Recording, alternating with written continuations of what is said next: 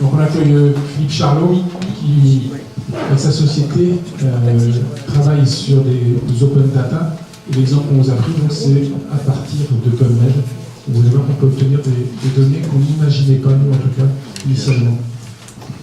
Bonjour, je remercie l'Académie de chirurgie d'accueillir une start-up aujourd'hui pour parler open data en santé. Notre start-up a vocation à stimuler la réflexion stratégique des dirigeants. Stimuler la réflexion stratégique des dirigeants à partir de données librement accessibles sur Internet. L'idée est de prendre une question d'un dirigeant, public ou privé, et d'aller vérifier sur Internet comment un autre que lui se serait posé la même question, mais autrement. Et donc notre travail consiste à multi-requêter une même question sur Internet en utilisant la sémantique. Voilà. Je vais vous montrer comment on a utilisé ça pour entrevoir le parcours de soins du futur, et notamment sur le cancer de la prostate, grâce à PubMed. Alors, sur PubMed, quand on parle d'open data, PubMed c'est quand même un des tout premiers projets d'open data en santé, puisque c'est une base de données c'est la Bibliothèque américaine de médecine, qui a été ouverte en 1997 par le vice-président Al Gore, et qui, à son inauguration, a dit, en ouvrant la Bibliothèque américaine de médecine au plus grand nombre, peut-être qu'on est en train de mener le plus grand projet de transformation du système de soins, en donnant accès à cette connaissance. Et donc de PubMed, on a essayé de voir tout ce qu'on était capable de faire. La première des choses, c'est d'abord d'aller dans PubMed. Nos premiers travaux consistent à détecter des solutions de santé. Puisque notre sujet concernait le cancer de la prostate, il était difficile d'aller sur PubMed et de taper tout simplement prostate Cancer Innovation. Il fallait qu'on trouve des angles d'attaque pour attaquer la Bibliothèque américaine de médecine. Donc, notre premier sujet, c'est déjà de se dire de quelle solution de santé on parle sur le cancer de la prostate. Ensuite, lorsqu'on a des solutions de santé, qu'on est capable de requêter PubMed, il faut ensuite qu'on puisse se dire, mais finalement, quels sont les articles qui parlent vraiment de notre solution de santé. Vous le savez sans doute, mais quand vous faites une requête sur PubMed, dès lors qu'il y a un mot de votre requête dans un article, PubMed vous renvoie l'article. Ça ne veut pas dire que l'article PubMed parle vraiment de votre solution. Ça veut dire qu'il l'évoque de façon plus ou moins importante. Et donc il y a un enjeu à catégoriser les articles, c'est-à-dire dire cet article-là, il parle plutôt de telle solution de santé plutôt que d'une autre. Sinon, votre assiette, votre matière première, va être un peu biaisée. Et dès lors qu'on sait de quoi on parle, c'est-à-dire qu'on a des bonnes solutions de santé, on a des bons articles qui en parlent, le troisième point, c'est de dire, mais est-ce qu'on ne pourrait pas utiliser cette matière-là pour détecter des partenaires de recherche? C'est important aujourd'hui dans tout programme de recherche de travailler à plusieurs laboratoires, et ça peut être utile de se dire, bah, tiens, sur telle et telle solution de santé, quels sont les chercheurs qui ont déjà collaboré sur ce sujet-là? Peut-être de trouver les Français, et parmi les Français en plus, de trouver leur propre réseau, c'est-à-dire avec quel autre laboratoire ce Français-là a travaillé, que ce soit en France ou à l'étranger. Et puis enfin, le dernier point, c'est que si on est capable d'avoir les bonnes solutions, les bons articles, est-ce qu'on ne serait pas capable d'accorder un poids scientifique à chacun de ces articles pour voir où on se situe dans le niveau de maturité de la recherche sur ce sujet-là? Est-ce qu'on est sur un sujet de recherche qui est plutôt en ascension? C'est-à-dire qu'il y a de plus en plus d'intérêt scientifique sur ce sujet, il y a de plus en plus de papiers scientifiques à fort impact, ou plutôt en décélération, c'est-à-dire qu'on a passé le pic d'intérêt de recherche sur ce sujet-là, voire même qu'on est dans une phase de désintérêt, c'est-à-dire que la solution de santé a terminé son cycle de vie en termes d'intérêt scientifique, et qu'elle a trouvé certainement sa juste place sur le parcours de soins, et que du coup, il y a de moins en moins de papiers à fort impact scientifique sur cette solution de santé. Donc voilà un petit peu ce que l'on fait à la médecine sur la santé. Alors, donc sur le premier point, sur la définition de solutions de santé, donc l'idée c'est d'avoir une liste quasi exhaustive de toutes les solutions de santé relatives à une pathologie. Quand on a commencé à travailler, on n'est absolument pas médecin, ni DIM, ni chirurgien, ni tout ça. Nous, on ne connaît pas les solutions de santé relatives au cancer de la prostate. Et donc, pour attaquer PubMed, il a fallu d'abord qu'on se dote d'une capacité à repérer ces solutions de santé. Donc pour y arriver, comme on le fait pour d'autres clients dans d'autres domaines, ce qu'on fait, c'est qu'on fait une matrice de combinaison de variables sémantiques, c'est-à-dire qu'on se dit quels sont tous les objets qu'il faut que l'on mette ensemble pour obtenir ce que l'on veut. Et donc là, typiquement, on demande le cancer de la prostate, les traitements. Là, par exemple, on a fait sur les traitements focaux. On a dit, on voudrait savoir toutes les solutions de santé qui existent en radiothérapie, photothérapie, ablation thermique pour le cancer de la prostate. Et donc, chaque colonne est exclusive l'une de l'autre. Mais cumulativement, on expose notre problème. Et puis en ligne, vous avez la traduction sémantique, comment un autre que moi aurait pu le dire. Et donc avec ça, on fait du multi-requêtage sur Internet, on récupère des centaines de milliers d'articles. Et puis on a des algorithmes qui permettent de faire émerger les termes discriminants. Et donc à la sortie de ça, on va trouver la photothérapie dynamique, on va trouver la cryothérapie, les FU, etc. Vous voyez, on va découvrir, on va avoir accès à la connaissance rapidement sur Internet, en coinçant, en fait, en piégeant, en utilisant un service sémantique qui va piéger ce qui se passe sur Internet, et sans rien connaître vraiment au départ, juste en connaissant des mots relativement simples, et bien petit à petit, on va avoir une liste quasi exhaustive des solutions de santé pour le cancer de la prostate. Donc là, on en a un peu plus d'une centaine maintenant. Voilà.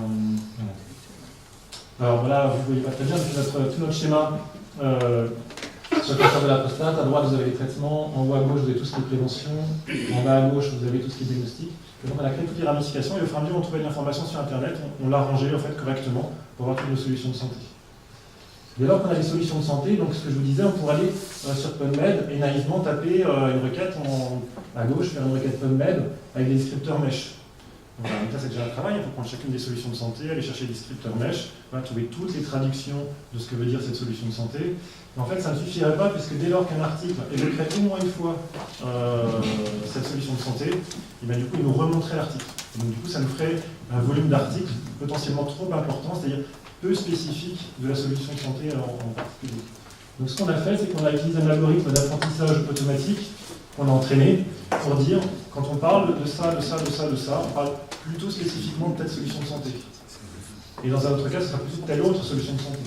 Et donc l'ensemble d'apprentissage est constitué de deux choses, à la fois des articles qu'on appelle positifs et négatifs, c'est-à-dire qu'on dit cet article-là, on est sûr qu'il parle de l'IFU et pas d'autre chose, et celui-là, on est sûr qu'il parle d'autre chose que de l'IFU. Et donc on donne un certain nombre d'articles pour dire ça c'est bon, ça c'est pas bon. Et en plus de ça, on utilise ce qu'on appelle des mots prédicteurs du résultat, c'est-à-dire des mots vraiment précis qui disent ça c'est vraiment l'IFU. Et donc on fait après, ça c'est un algorithme qui est très connu sur le marché qui s'appelle Random Forest. Et après, donc, avec cet algorithme, on fait la catégorisation automatique du contenu. On vérifie les faux négatifs dans ce qu'on appelle une matrice de confusion, c'est-à-dire qu'on sait, nous, ce qu'on aurait dû obtenir. On vérifie que notre algorithme nous rend bien le bon résultat. Et le but, c'est d'éviter, en fait, les faux négatifs. Voilà, puis on ajuste au fur et à mesure l'algorithme d'apprentissage. Ça, ce sont des travaux qui sont très très longs à faire, puisqu'il faut s'ajuster. Mais à la sortie de ça, ce qui est bien, c'est qu'on a un calcul de probabilité que le sujet d'un article PubMed parle vraiment bien de la solution de santé, et pas d'autre chose. C'est pas juste cité parmi un long texte.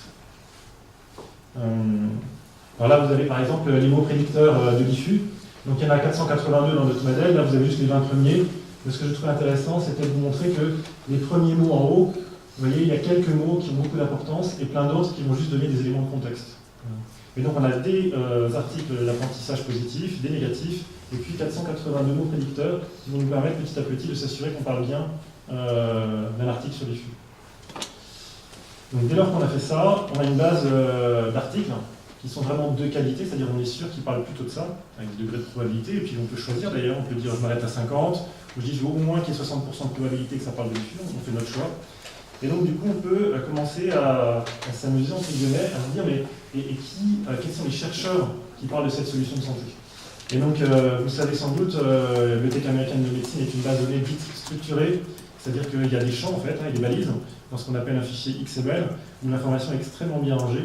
Et donc dès lors que vous savez exactement de quel article vous voulez tirer l'information, eh bien on fait ce qu'on appelle un XML parser, c'est-à-dire un outil qui va aller aspirer du contenu de la Bibliothèque américaine de médecine et qui va le ranger dans une très belle base de données que vous avez chez vous. Et là, vous allez retrouver tous les auteurs, tous les organismes de recherche liés à tel article. Et si vous savez que cet article-là parle de l'IFU, eh bien vous savez que cet auteur-là et cet organisme de recherche-là ont bien travaillé sur l'IFU. Et donc on a créé un XML parser qui nous permet de sortir donc, tous ces auteurs.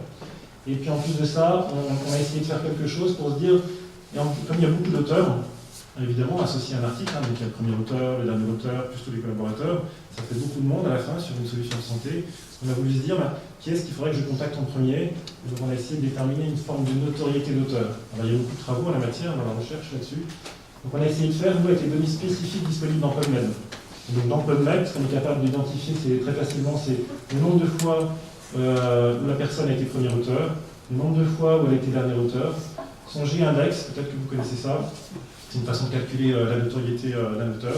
On a choisi le G plutôt que le H-index parce que le G permet de plutôt renforcer les auteurs qui ont publié des articles à très fort impact, alors que le H, lui, il vise plutôt à valoriser les auteurs qui ont écrit depuis très longtemps sur un sujet, parce que c'est un choix méthodologique. Et puis, le nombre de fois où les contributeurs. Et donc, ça nous permet d'identifier par ordre de notoriété des auteurs français et étrangers qui sont associés à chaque solution. et puis d'afficher leur connexion avec des organismes de recherche. Donc, je vous montrerai tout à l'heure une base de données qui est disponible en ligne et gratuitement sur le cancer de la prostate. Vous pourrez naviguer donc, dans tout le plan de classement que je vous ai montré, c'est-à-dire toutes les solutions pour la prévention, la détection, etc., jusqu'au traitement, avec tous les articles catégorisés, tous les auteurs, avec une identification s'ils sont français ou étrangers, et puis l'accès à leurs affiliations, c'est-à-dire les organismes de recherche auxquels ils ont contribué. Et ça, on pense que c'est de nature à favoriser notamment des recherches de financement croisées, quand vous faites des projets de recherche, que vous alliez à tel ou tel labo. Voilà, ça permet d'aller accéder rapidement aux gens qui savent. Alors ça, c'est juste le G-index, pour ceux qui connaissent. Là, c'est pour un auteur, par exemple, notre auteur, on lui a donné un petit numéro, donc vous voyez à gauche, là, c'est toujours le même numéro d'auteur. Et puis, on l'a trié dans l'ordre de ses citations, les plus importantes ou moins importantes. Et le G-index, qu'est-ce qu'il fait? Il fait tout simplement, il compte en fait le nombre de citations qu'a eu un auteur. Et puis, arrivé à la xème position, il vérifie que cette xème position, elle est supérieure au carré, que le nombre total de citations est supérieur au carré de sa position. Vous dites, c'est faussé? Oui. Oui, c'est des outils, hein, mais H-index, G-index, vous dites c'est faussé? On en discutera tout à l'heure. On discutera après. Donc voilà, mais ça c'est un des outils qu'on utilise. Et comme la Bibliothèque américaine de médecine, un peu comme le SNERAM tout à l'heure, elle s'enrichit progressivement, et on n'a pas toutes les informations qui sont tout à fait disponibles dans la Bibliothèque américaine de médecine. Et donc on a mis des poids évidemment à ces 4 facteurs. Ce que j'ai mis en bleu foncé, c'est ceux à laquelle on met le plus de poids, parce que là on en est davantage sûr. Alors que le nombre de recitations dans PubMed, c'est quelque chose qui est assez récent, et donc on ne l'a pas sur longue période historique. Voilà. Et pareil, les contributeurs, ils ne sont pas toujours renseignés. Donc le poids, nous, de la notoriété, on a mis davantage sur le fait qu'il soit premier ou dernier auteur. Une fois qu'on a fait ça, on a envie de se dire, je ne sais pas si vous connaissez cette courbe Lee Gartner de diffusion d'innovation numérique, qui fait qu'à un moment donné, il y a un phénomène d'excitation autour d'un sujet, une excitation intellectuelle, puis après il y a une phase de déception, et puis après la solution trouve sa juste place dans le domaine scientifique. Et en fait, on a essayé de voir si on était capable de reproduire une certaine forme de courbe de diffusion d'innovation scientifique.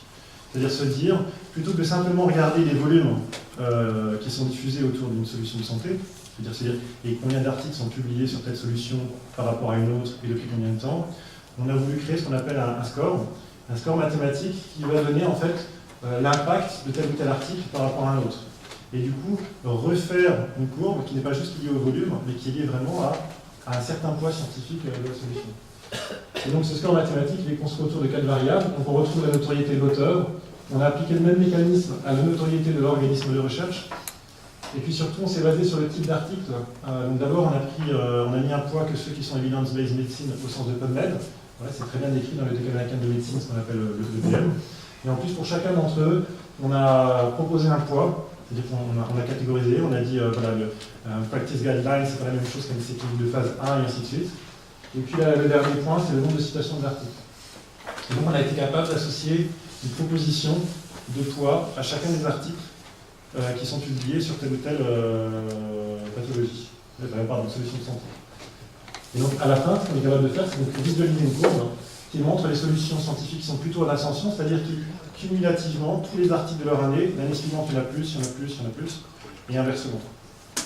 Alors ce que ça donne, si on compare juste là à gauche, vous avez simplement les volumes d'articles PubMed, c'est-à-dire sans travail de plus que ça. Vous allez dans PubMed, en haut à droite, vous faites l'export de CSV des volumes d'articles. Sur l'IRM et le scanner dans le cancer de la prostate, vous voyez la courbe que ça donne. C'est une espèce de progression similaire en volume, avec un IRM qui dépasse quand même à la fin le scanner, avec une espèce d'aléa en 2014-2015 pour le scanner. Et à droite, vous avez le résultat de nos travaux. La courbe en bleu, c'est le scanner. En rouge, vous avez l'IRM. Et les points que vous voyez, c'est la somme des scores obtenus par tous les articles qui ont vraiment parlé de chacune des deux solutions dans le cas du cancer de la prostate. Et donc on est capable, c'est comme si on mettait des lunettes, si vous voulez, on est capable de beaucoup mieux distinguer le poids de telle ou telle solution de santé par rapport à l'autre, parce qu'on enlève tous les articles qui parlent, qui font que citer, ou qui sont juste des journaux, mais sans être d'évidence-based médecine, etc. Voilà. Et après, donc, ce qu'on est capable de faire, c'est identifier les solutions qui sont plutôt en croissance. Donc là, vous avez les solutions qui croissent, avec en premier lieu le PCA3 qui est une détection assez spécifique du cancer de la prostate, l'IRM évidemment, la surveillance active de cet accès, dans une moindre mesure le TPM-PRSF2 là, pour tout ce qui est génétique et le tabac. Ça signifie que ces solutions-là, on a une forte probabilité qu'elles prennent davantage de place dans le parcours de soins demain. On a celles qui sont en phase descendante. Donc, je ne vous ai pas toutes mises, mais évidemment le PSA, qui est l'outil de détection actuel du cancer de la prostate, qui était lancé dans les années 80. On a aussi la mercurythérapie, le paclitaxel, le digital radiogramme, l'ablation rétrophonique, etc., qui sont eux en décélération. Donc ça veut dire que leur avenir dans le parcours de soins n'est pas forcément en croissance, puisqu'il y a de moins en moins de papiers à fort impact qui sont publiés dessus. Et le dernier élément, c'est ceux qui ont terminé en fait leur courbe. On avait ça les solutions de santé en intérêt, je dépêche. Donc on retrouve les stramustine, l'orchiectomie, etc. Ça signifie qu'elles ont trouvé leur juste place dans le parcours de soins. On ne dit pas qu'elles sont bien ou qu'elles sont mal, on dit juste que probablement leur place dans le parcours de soins ne va plus tellement évoluer en fait. Puisqu'il n'y a plus beaucoup d'articles contributifs pour elles. Et donc évidemment, quand on regarde ces courbes, cela c'est assez facile, on peut créer une tendance et se dire dans les 15 prochaines années où est-ce qu'elles vont atterrir. Celle-là c'est encore plus facile parce que probablement il ne va pas plus passer grand-chose. La difficulté sur laquelle on travaille actuellement, c'est celle-là en fait, celles qui sont en train de monter. Parce que ce qu'il faut, c'est arriver à déterminer leur point d'inflexion. À quel moment elles vont basculer en fait, à quel moment on va arriver au maximum à l'asymptote de la courbe, et du coup comment la faire descendre de l'autre côté. Donc pour l'instant, ce qu'on a réussi à faire, c'est à observer suffisamment de courbes pour se dire qu'on est capable de corréler la phase de descente à la phase de montée. C'est pas exactement la même pente, mais il y a une corrélation, on est capable de le démontrer. Là, on a encore du mal, c'est de fixer l'âge moyen de la montée. Parce qu'on n'a pas suffisamment en fait, de courbe d'apprentissage, vu qu'on n'est que sur le cancer de la prostate. Donc notre axe de recherche, il est là-dessus en fait. Pour arriver plus facilement, plus rapidement, de façon plus fiable, à dire à quel moment ça s'inverse. Je prends juste encore une minute pour vous montrer. C'était pour vous montrer la base qui est en ligne. Voilà. C'est disponible sur notre site de façon tout à fait gratuite. Et donc vous avez ici donc, tout notre plan de classement avec voilà. Vous retrouvez ici la détection diagnostique, voilà, les outils de pronostic, etc. Mais on peut aussi chercher une solution directement ici, si je prends diffus. Voilà. Et donc là, vous retrouvez en fait les articles que l'on a catégorisés pour diffus. Vous pouvez les classer en fonction de ce qu'on appelle leur spécificité, c'est-à-dire le fait que ce soit bien une bonne probabilité que cet article-là parle bien de telle solution. Et puis à gauche, vous avez l'impact, c'est-à-dire notre fameux score qui dit, et ça, probablement compte tenu de qui l'a écrit, quel organisme de recherche, quel type d'article, etc. Et j'ai un deck, quel est le poids probable de cet article. Et puis à droite, donc on peut par exemple faire des chiffres aussi. On dit, je veux que les articles supérieurs ou égaux à 2010. Je veux un impact supérieur à 20. Voilà. Et une spécificité supérieure à 80. Vraiment des articles qui parlent vraiment de ça. Donc ça vous fait que vous aurez 20 articles depuis 2010 sur diffus avec ces critères-là. À droite, ici, vous retrouvez les auteurs. Vous pouvez demander à voir que les auteurs français. Là, on va voir M. Catrino, je ne les connais pas tous. On va voir M. Robillard. Voilà. Et donc quand on clique dessus, on a les articles spécifiques de M. Robillard sur diffus, donc sa contribution. Et ce qui est intéressant aussi, c'est qu'on peut aller voir, en fait, on aimerait bien travailler avec M. Robillard. On se dit que peut-être il peut nous apporter parce qu'on le connaît. Et donc on peut aller voir en fait les affiliations auxquelles il est associé. Donc ça, c'est toutes les fois où M. Robillard est apparu dans PubMed et les organismes de recherche auxquels il a été associé au moins une fois. Ici, vous avez le petit compteur. Et donc, c'est tous les gens aussi avec lesquels potentiellement ils peuvent vous mettre en relation. Il y a le top 50. Voilà. Et M. Robillard. Je prends l'exemple parce que vous êtes là. Voilà. Et donc du coup, voilà, ça c'est accessible. La prochaine étape, ce qu'on est en train de développer, c'est les courbes là, que je vous ai montrées qui sont encore sur nos outils propriétaires. On va les mettre en ligne aussi pour que vous puissiez voir en fait pour chacune des solutions où elle en est dans son cycle de maturité et puis notre meilleure prédiction de ce qui va se passer pour elle. Encore une fois, pour celles qui sont descendantes ou ont des intérêts, il n'y a pas trop de problème. Là où on travaille encore, c'est celle dont on doit déterminer le point d'inflexion. Voilà, je vous remercie beaucoup.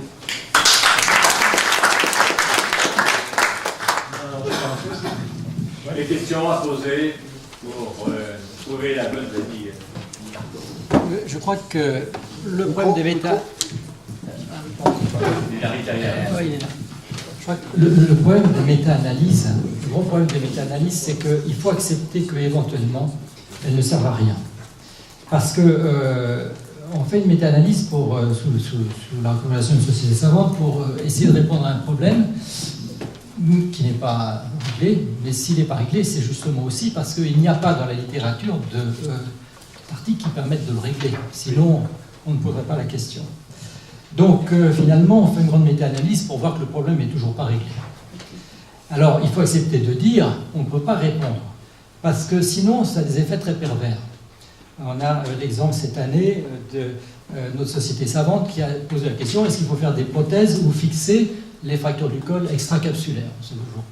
Donc on a fait une énorme méta-analyse avec la HAS auquel j'ai participé. Il n'y a effectivement pas de réponse possible. Donc il faut surtout se taire.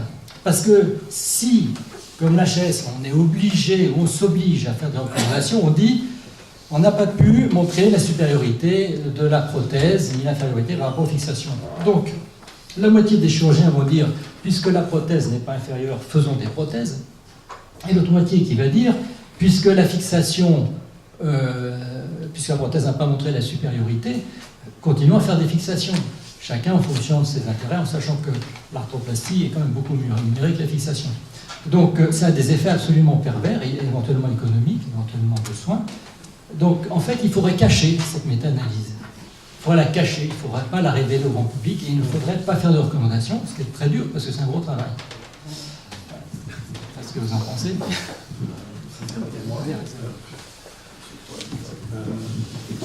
Monsieur Billard me disait de vous montrer aussi l'autre visualisation qu'on a fait. Elle est plus ancienne, celle-là, la plus large maintenant, et donc elle est basée que sur les volumes. Donc je vous ai montré la progression qu'on a faite, en ne faisant pas que sur les volumes et sur les scores, mais ça va répondre à votre question en même temps. C'est que, en fait, on est capable, par exemple, si je mets des choses sur le cancer de la prostate, mettons que je mette sur le diagnostic. Donc là, vous avez les différentes solutions qu'on évoquait tout à l'heure. On va qu'on puisse avoir ce réveil. Et on est capable en fait de regarder, on le fait aussi, donc faire des petites recommandations ici, là. Je vais les enlever juste pour... et de regarder en fait comment évolue le poids scientifique d'une solution de santé par rapport à une autre dans le temps.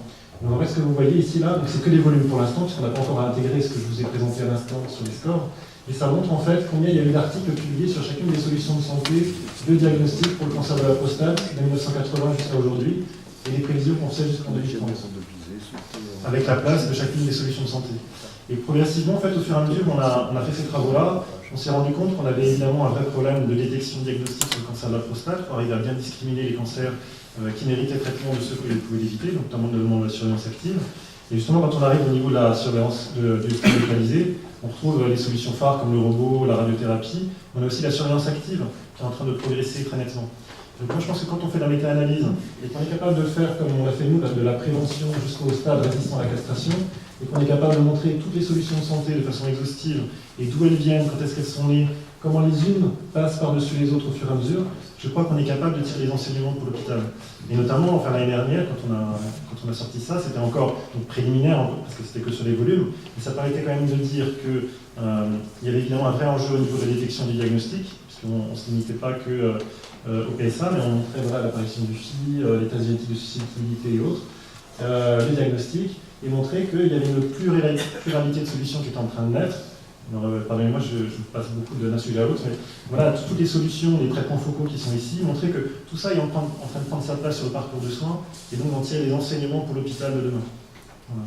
Et un des grands enseignements qu'on a tirés, c'est de dire que normalement, si on est capable de financer la précision de la détection du diagnostic, c'est-à-dire notamment une place de l'IRM peut-être plus importante, faire en sorte qu'elle soit vraiment disponible partout, probablement qu'on arrivera davantage à identifier les patients qui méritent des traitements tout de suite et maintenant, plus ou moins invasifs, et avoir montré aussi que quand on est établissement de santé, il nous faut de plus en plus être capable de répondre à des demandes différentes, et qu'évidemment, on ne peut pas équiper tous les hôpitaux avec toutes ces solutions de santé-là, c'est pas possible. Il nous faut travailler en réseau aussi. Il y a plein d'enseignements qui naissent de toutes ces analyses, je pense. L'avantage, c'est qu'en fait, là, on a une notion dynamique et d'évolution dans le temps, tandis qu'une méta-analyse, c'est à un moment donné, on a une conclusion qui est celle-là ou celle-là, mais ça efface l'évolution des choses. Et une question que je voulais vous poser, c'est comment vous supprimez les effets de mode? Parce qu'on sait très bien qu'il y a des effets de mode en chirurgie. Est-ce qu'on peut les supprimer ou comment vous les supprimez? Alors, par effet de mode, nous, ce qu'on est capable de faire, c'est de montrer qu'il y a des articles qui sont d'un poids scientifique important, et on est capable de les isoler de tout le bruit qui pourrait être fait de je répète le fait qu'il y a un sujet en ce moment d'intérêt autour de ça. Vous voyez, on est capable, et en plus de ça, on est capable d'isoler aussi les articles qui sont faits par des auteurs qui ont déjà largement contribué, donc qui sont sûrs de leur sujet. Et voilà, qui sont on pourrait imaginer que dans un des groupes, il y ait un trait foncé correspondant aux vraies innovations, puis le reste qui sont des copieurs. Il faudrait lui coupler une analyse de la littérature de médias. Micro. Oui, on peut faire ça aussi. Hein. Tu fais la même analyse sur l'ensemble des médias qui se publient sur le sujet, et aussi comment il faut traiter le cancer de la prostate avec la mode. Exactement. Et du coup, là, vous allez avoir une liste raccourcie de sujets. Voilà, alors que nous, l'enjeu, c'est justement d'être exhaustif, c'est d'avoir toutes les solutions de santé, et sur longue période, et en plus en distinguant les articles qui font le buzz, entre guillemets, les articles qui sont fondés, c'est-à-dire qui sont reconnus comme tels par la Bibliothèque américaine de médecine. Oui. Dernière question. Dans la même veine, les comités de lecture des journaux les plus réputés ne sont absolument pas une garantie. Moi, j'ai le souvenir d'escroqueries qui ont été publiées. Par exemple, ce vétérinaire de Séoul qui a publié les faux clones Science après multiple contrôle, en essayant de miser multicentrique sur le cancer du sein dans le nord-américain, toute la branche canadienne était une escroquerie. Et puis on voit à échéance régulière dans ces journaux-là des articles qui sont déclassés ou démentis par la rédaction. Comment faites-vous pour corriger ça? Comment alertez-vous, informez-vous vos utilisateurs? Alors du coup, évidemment, ça c'est un biais dans ce qu'on appelle nous la qualité des données, c'est-à-dire les qualités de la donnée à l'entrée, puisque c'est la Bibliothèque américaine de médecine qui est garante par ses comités de lecture de ce qu'elle publie sur son site. Donc évidemment, nous on récupère cette donnée en entrée, donc on n'a aucun moyen de savoir quelle est la qualité de ça. Voilà. En revanche, encore une fois, je pense que ce qui nous protège, c'est le fait de prendre suffisamment de recul, c'est-à-dire de prendre tout. Voilà. Et en plus de le décortiquer par type d'article, notoriété de l'auteur, etc., c'est-à-dire qu'on n'accorde pas du tout le même poids à un article par rapport à un autre. Encore une fois, ce que vous voyez, là, ce qu'on a fait l'année dernière, c'était uniquement des volumes, et là, on a fait une année de recherche pour faire plutôt du score, donc je pense que ça nous protège beaucoup. C'est-à-dire qu'un rigolo, entre guillemets, qui aurait voulu passer tous les contrôles, voilà, et qui serait arrivé avec un article, je ne pense pas qu'il va changer les conclusions de l'analyse que l'on ferait, de dire cette solution est plutôt en croissance, et en plus elle a passé tel et tel score, ce score-là est comparable à telle autre solution qui elle a percé. Vous voyez, je ne pense pas qu'ils arriveraient à biaiser le résultat. Bien, merci beaucoup. Je vais on va être obligé d'avancer parce qu'il y a encore beaucoup d'orateurs. Merci beaucoup Philippe Charlot.